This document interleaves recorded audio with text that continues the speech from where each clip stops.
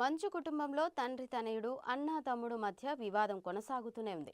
మంచు కుటుంబంలోని సభ్యులు పరస్పరం పోలీసులకు ఫిర్యాదు చేసుకోవడం మీడియాలో ప్రముఖంగా రావడంతో ఈ అంశం సినీ రాజకీయ వర్గాల్లో హాట్ టాపిక్ అయింది. మంచు మనోజ్ తాజా ఆరోపణలతో మరో వివాదం తెరపైకి వచ్చింది.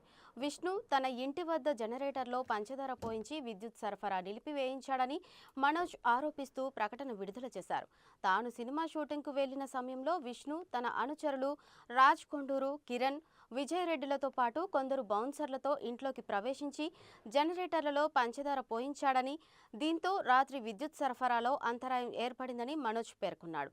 జనరేటర్ సమీపంలోనే వాహనాలు, గ్యాస్ కనెక్షన్ ఉన్నాయని, వారి చర్యలతో అగ్ని ప్రమాదం సంభవించే అవకాశం ఉండడంతో భయపడ్డామన్నారు.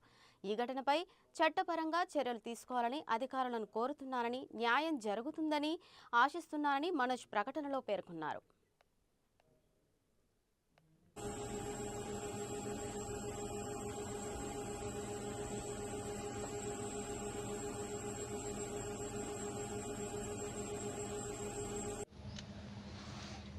దీని పోసారా